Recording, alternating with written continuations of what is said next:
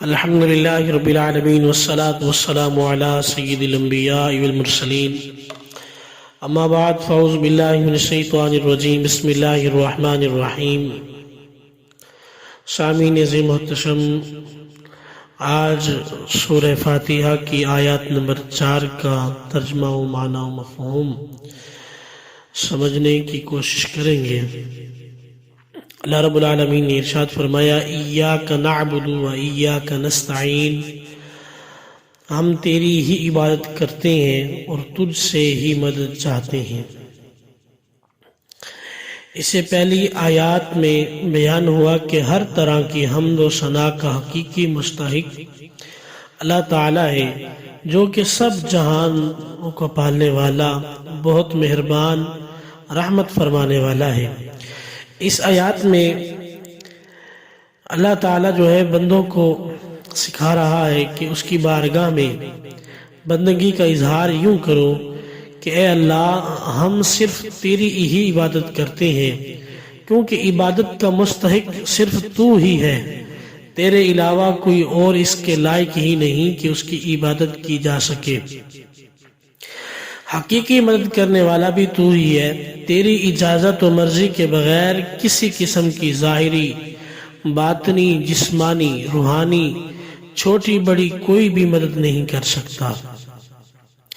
عبادت اور تعظیم میں جو ہے فرق وضاحت جو ہے سماعت کریں۔ عبادت کا مفہوم بہت واضح ہے، سمجھنے کے لیے اتنا ہی کافی ہے کہ کسی کو عبادت کے لائق سمجھتے ہوئے اس کی کسی قسم کی تعظیم کرنا عبادت کہلاتا ہے۔ اگر عبادت کے لائق نہ سمجھے محض تعظیم ہوگی، عبادت نہیں کہلائے گی۔ جیسے نماز میں ہاتھ باندھ کر کھڑے ہونا یہ عبادت ہے، لیکن یہی نماز کی طرح ہاتھ باندھ کر کھڑے ہونا استاد، ماں باپ یا پیر و مرشد کے لیے یہ محض عبادت نہیں ہوگی، یہ محض تعظیم ہوگی، اس کو جو ہے عبادت نہیں کہہ سکتے۔ اور دونوں میں فرق وہی ہے جو ابھی بیان ہوا۔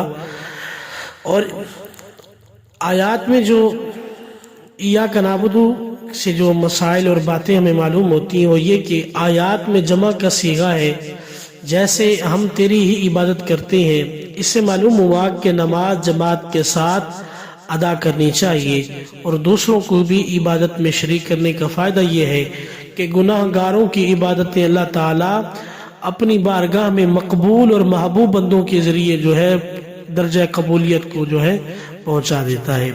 یعنی کہ اللہ رب العالمین جو ہے جماعت کا یہ فائدہ ہے کہ اللہ رب العالمین ہمیں یہ ایک مل جاتا ہے ذریعہ اور وسیلہ کہ اس میں گناہ گار بھی آ کر نماز پڑھتے ہیں، نیکوکار بھی نماز پڑھتے ہیں۔ نیکوکاروں کی وجہ سے گناہ گاروں کی عبادت بھی جو ہے درجہ قبولیت جو ہے پا لیتی ہے۔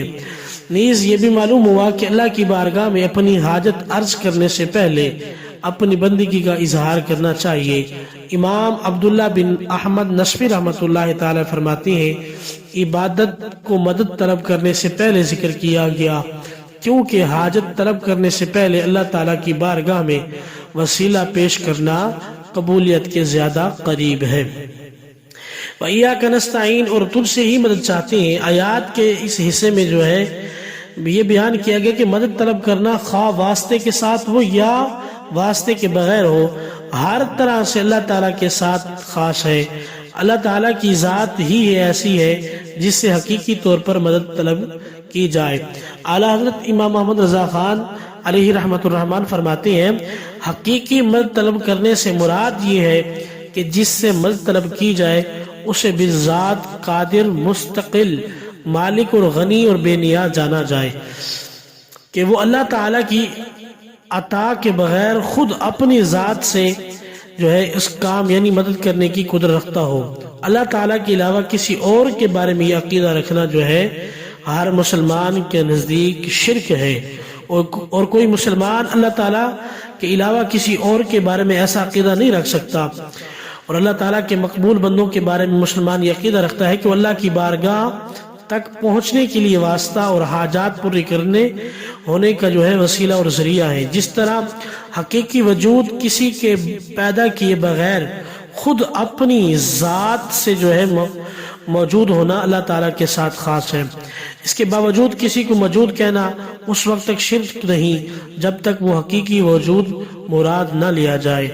یعنی کہ یہ مسئلہ بھی وضاحت کے ساتھ یہ معلوم ہو گیا کہ اللہ کے مقبول بندے جو ہیں وہ ذریعہ اور وسیلہ ہیں. یہ نہ کہ وہ لوگ جو ہیں ہمیں لے کر دیتے ہیں اپنی نہیں.